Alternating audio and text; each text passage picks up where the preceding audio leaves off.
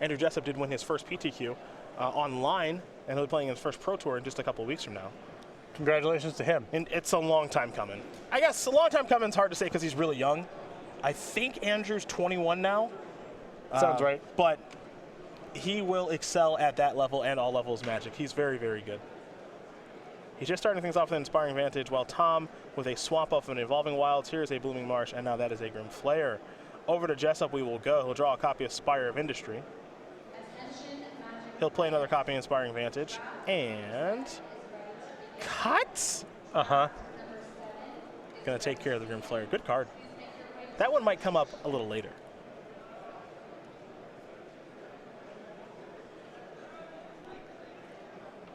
A Forest, a follow-up. It's a Walking Ballista for 1. And Tom will pass the turn back over to Jessup. Now, it's not that Tom isn't going to be able to play this deck. It's just something unfamiliar, seeing him play like a black-greenish mid-rangey strategy. And especially, after the bannings took place, you would assume that he would have some new beatdown deck in the chamber ready to go. Yeah. It's a little surprised to see this be the weapon of choice. If you can't win a game, that's a compelling reason not to play a deck. Can't manage to get a single W with the Always Watching deck. Tom thinking of playing a Forest here. Couple lands, he'll play the Forest. Here comes Walking Ballista for 1. Looks like no Fatal Push there from Andrew. And Tom will just pass the turn back. Not a lot going on here for Tom. Does have the ability to, of course, activate Walking Ballista and make it larger. But for now, he just passes with all the mana up. 2 cards in the graveyard in regards to Delirium.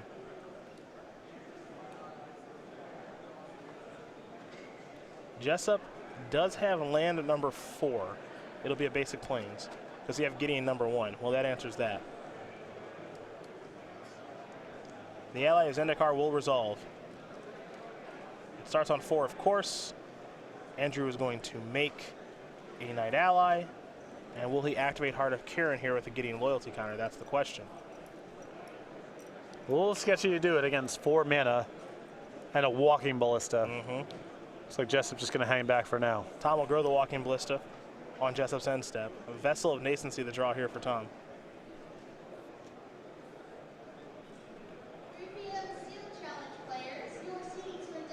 So the boss has been put to the test here right away.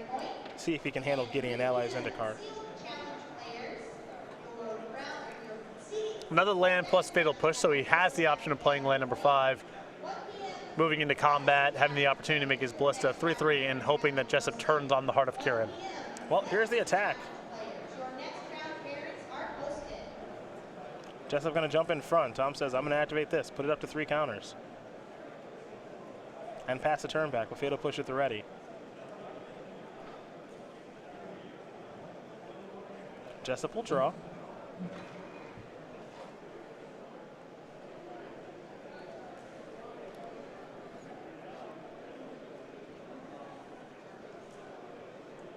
And Gideon's going to go up. And let's bring it back down. Turn on the heart. Here we go. Push. That will take care of the Heart of Kiran. Maybe. Doesn't have 5 mana for Avacyn. Okay, so he's going to push back here.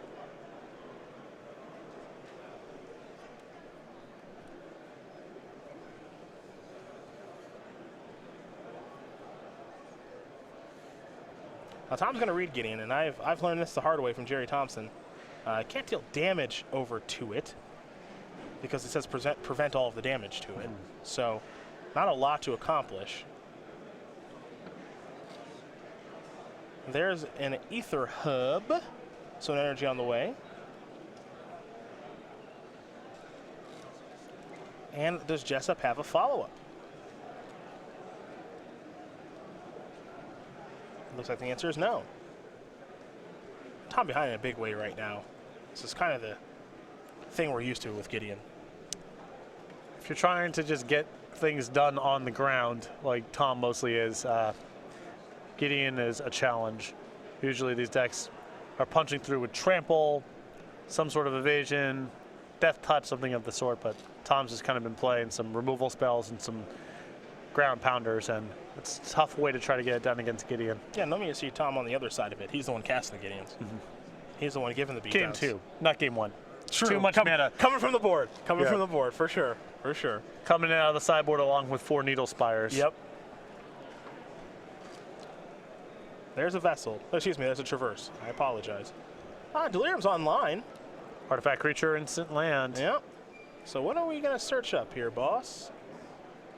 Cletus isn't so bad. Certainly an option. Ideally, there would be a card he could search up that could just kill Planeswalker, but got one of those. No such creature. He's also brought Grim Flare to the forefront, so he might be considering that option as well.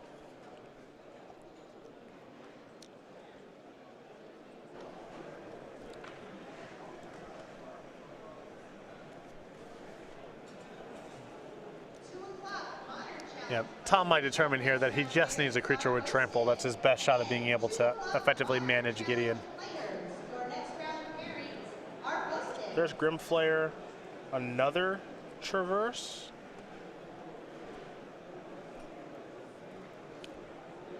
Ishkana. All right. Good mixture of cards here. Yeah. I mean, these are the premier threats that you're going to find in a green-black deck. So Good mixture of offense to try to pressure the Gideon and defense to try to protect yourself over the next 2 turns. Vessel Nascency, the follow-up play as well. And now we're going to head back over to Andrew.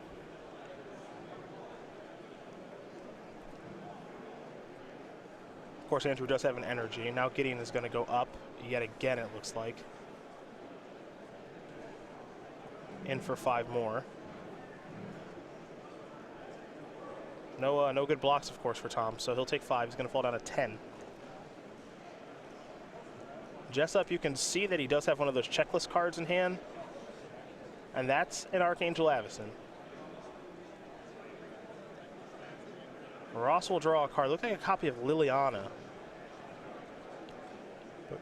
Grasp of Darkness in hand here, so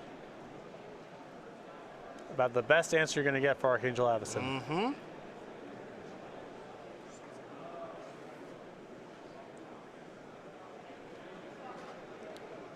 Yep, there's Grasp.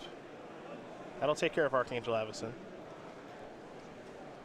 So Gideon's going to fall down to 1. I'm sure Tom would love to have a way to finish this off right now. Here's Vessel of Nascency. Top couple of cards, a Swamp, a Liliana, a Forest, and a Swamp are the cards that Tom gets to choose from here. Not a very exciting Vessel of Nascency.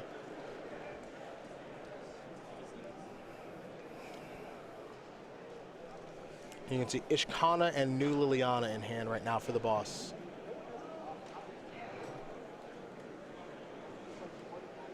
He'll go with the old Liliana, the Last Hope, and pass the turn back. Now Gideon's still on that battlefield. Hasn't quite killed it yet, as Jessup will draw.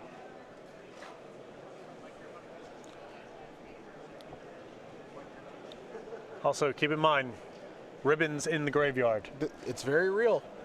If you can get Tom down to 5 here, Which isn't that tough to do. 7th land, that finishes out the game. Mm-hmm. I mean, he's missing double black right now, but Yeah, but for how long? definitely getting him in range because any artifact turns Yeah. him on.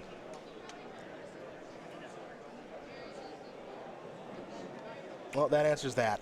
Yep, he's good to go next turn. Yep.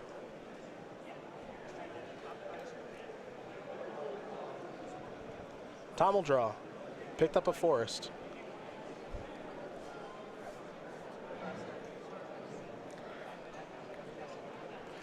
Cut to Ribbon seems so good in this It's matchup. pretty good. I was thinking the exact same thing. High quality 4 toughness threats in the Delirium deck, and the game drags on for a long time. They're trying to lock you out of combat. They don't really gain life. I mean, this is perfect, basically. Unlicensed Disintegration even made it easier, too. So Andrew Jessup's going to win game number 1 here over Tom Ross.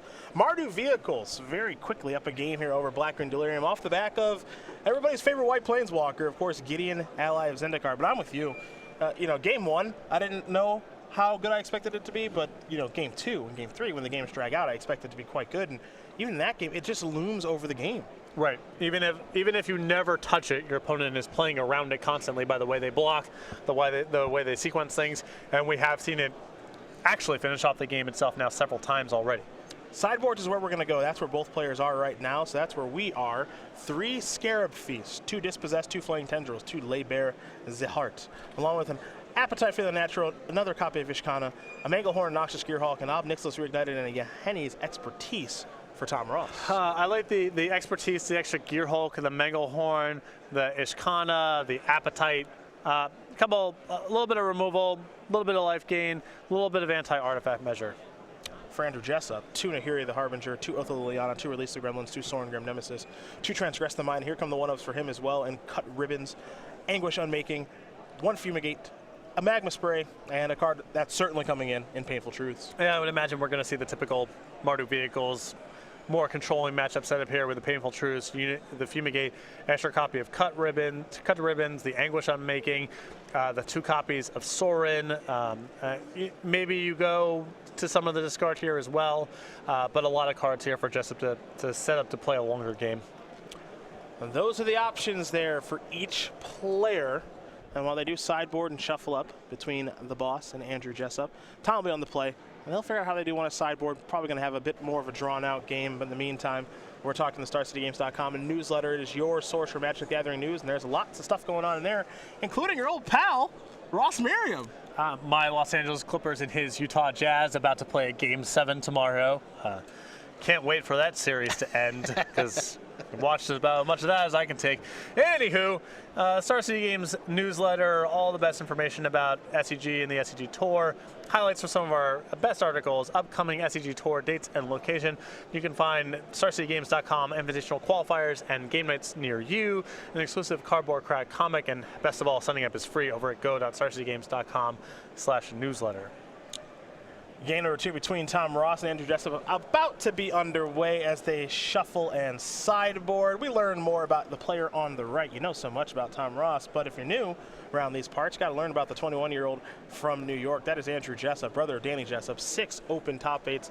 Does not have that win yet, but trust me, it'll be here soon, Andrew. Brother Danny also plays Magic, but Andrew is self-proclaimed best player in the house. Played baseball as a competitive outlet until injury turned him to Magic, and he is a hip-hop fanatic and fairly decent drummer. He's one hell of a Magic player, too. He is, I don't know what the prime age is for Magic.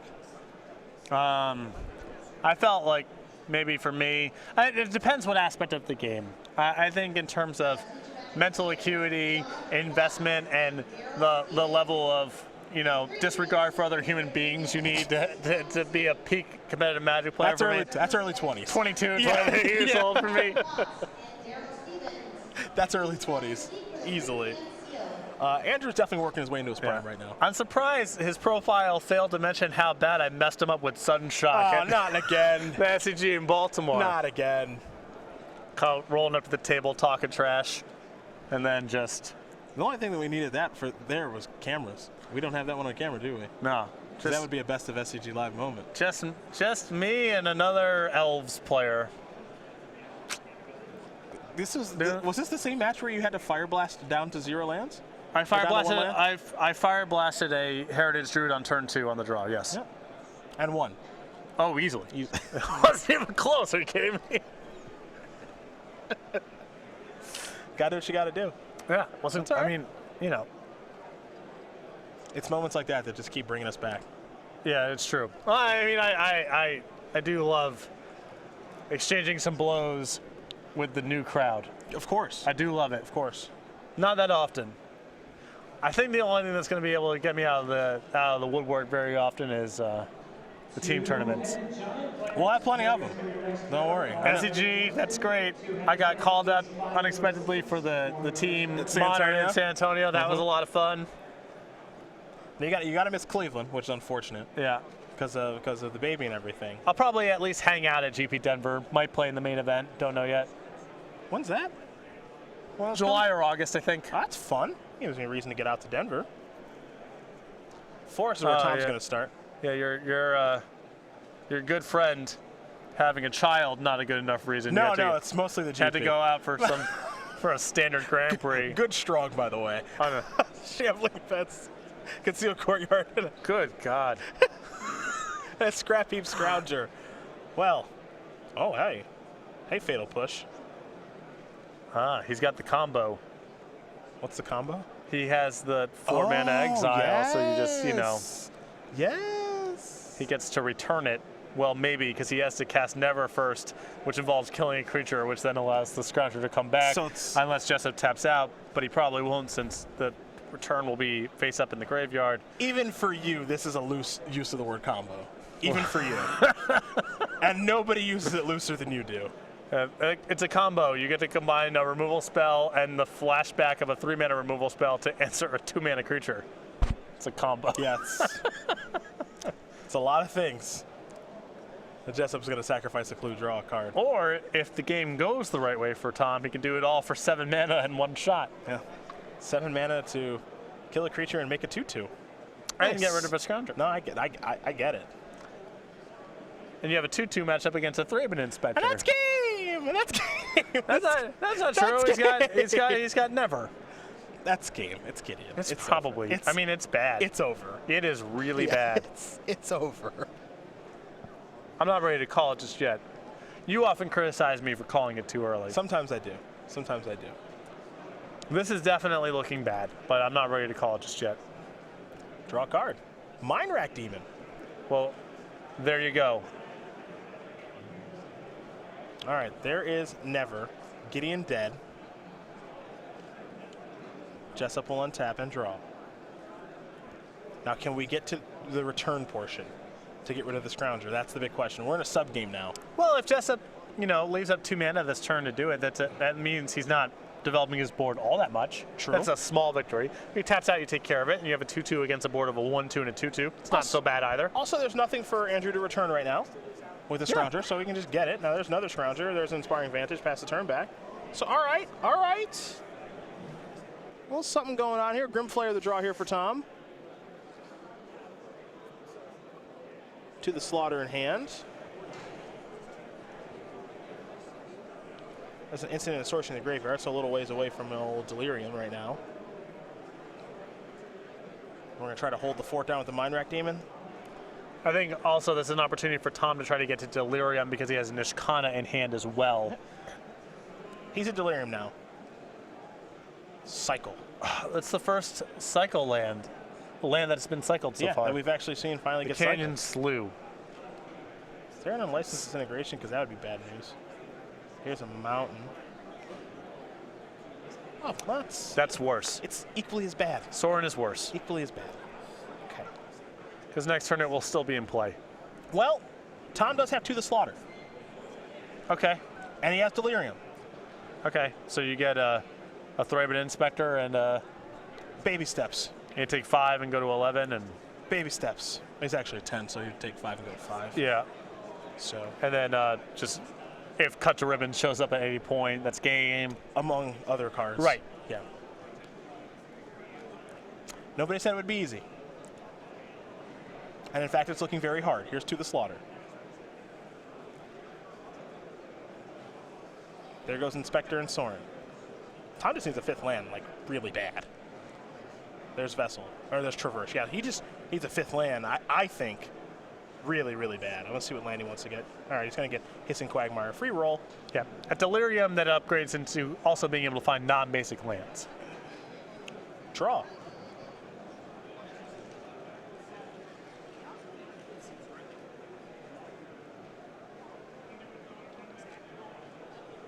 There's a land.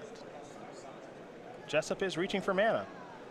He's going to turn on Shambling Vent, I think. Yes, he is. 3, 4, 5, 6. Put you to 4. This is 7 going to 3. Is it 7? Yeah. No, you're right. 7, sorry. Unlicensed Disintegration left over among other cards. Probably tough to win. Yeah, I'm going to kill that. And I'm going to kill you. That's going to do it. Andrew Jessup going to win this match over Tom Ross. 2-0. Mardu Vehicles reigns supreme again. Easily dispatching Black-Green Delirium. We might have a problem in our hands here, folks. Which is?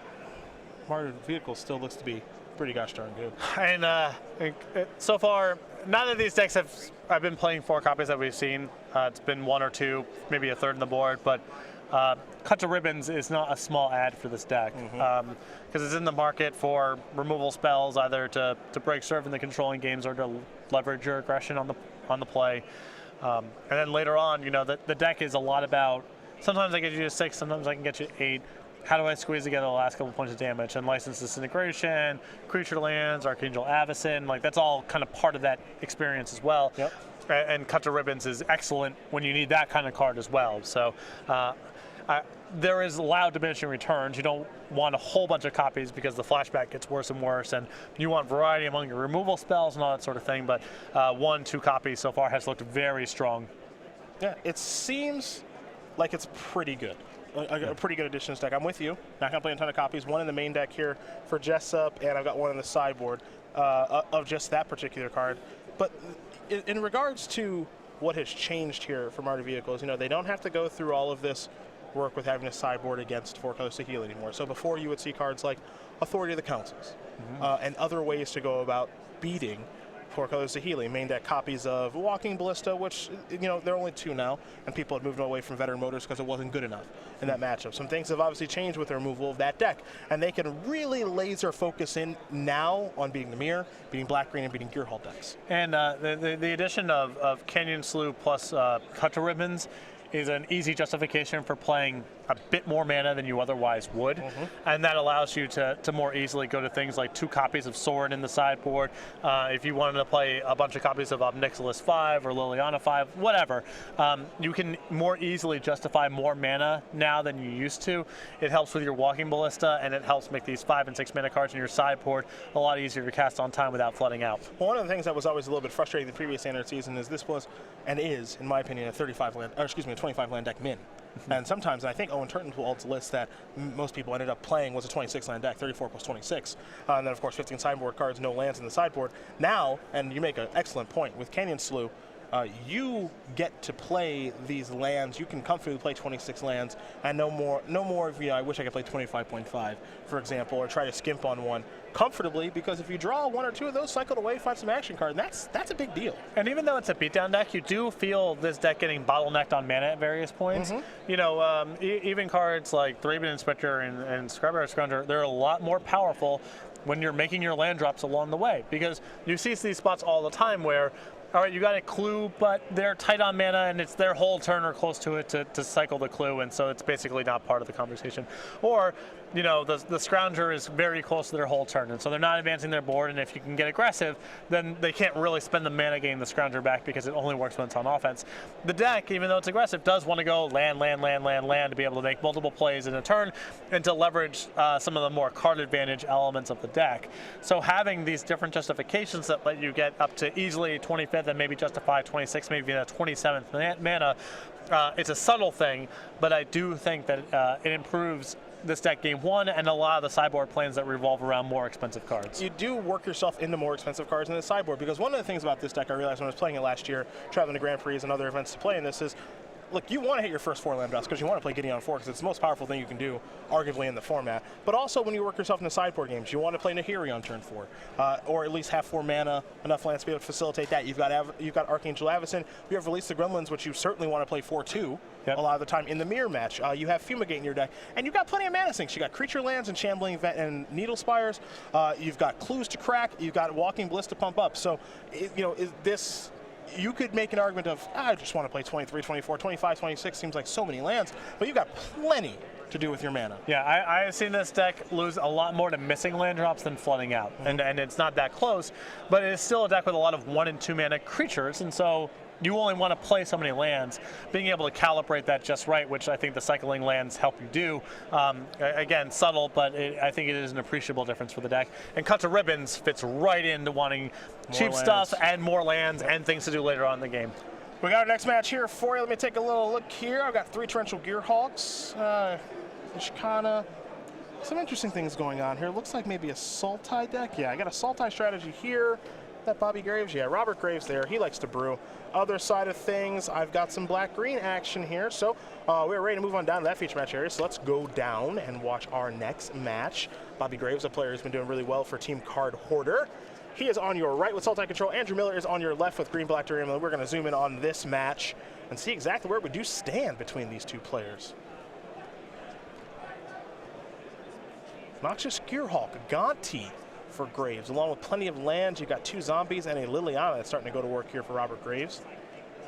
So it looks like his battlefield's looking pretty good. He'll make a zombie here in just a moment with Liliana. On the other side here for Andrew Miller and his Green-Black Delirium deck. He also has the Liliana. He's got a Noxious Gearhulk. He's got a Vessel. Turn over the top 2 cards with Liliana. Start loading up that graveyard for the Zombify effect. And as you can see, Robert Graves is currently up a game. He'll play a Blooming Marsh. Looks like he's going to find a way to attack here.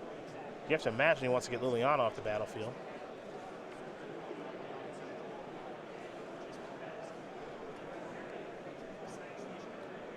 Here comes Gearhulk,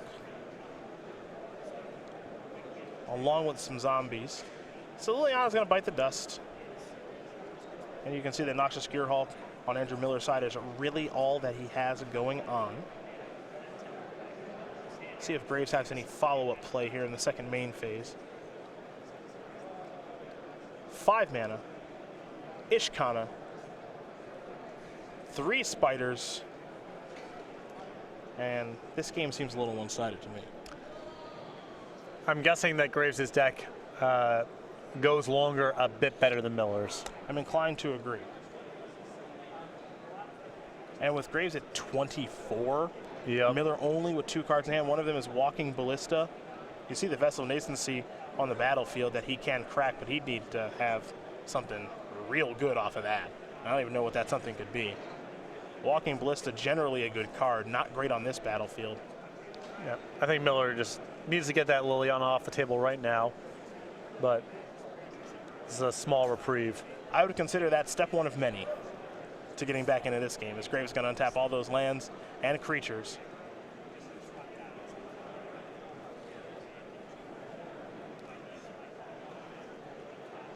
Three mana. It's murder. That's going to do it. Robert Graves going to win this match here over Andrew Miller. Sultai Control has brought Robert Graves up to 5-0, taking down Green-Black Delirium. And I got to say, Green-Black not looking very impressive so far. I think it is a deck that is often inaccurately described as being very, very linear. We've seen a couple different builds of it, but it is a deck that's, I think, very sensitive to where the metagame's at. I spoke to this earlier, where you can be very much on the I'm playing with Winding Constrictor and everything that generates counters, not that many removal spells, and I'm just trying to attack with the best power to mana creatures in the format. Okay. And you can do the Delirium thing, which is I'm playing with, a lot of removal spells, ways to mill myself over, and Ishkana, Noxious Gearhulk to win the game. You have decks in the middle that are just kind of not synergy driven, but a lot of removal spells. Like the Joe Bernal deck from the Invitational a little while ago. You can do it in a bunch of different ways. All these builds are very much about how much removal are other people playing, how many sweepers. Are the games about dominating the battlefield? Are they about having better card advantages, about having selection? And if you pick wrong, then the deck's not very good. Yep. And right now, I think we've seen a lot of people try to do the individual quality cards and removal spells and the Delirium thing.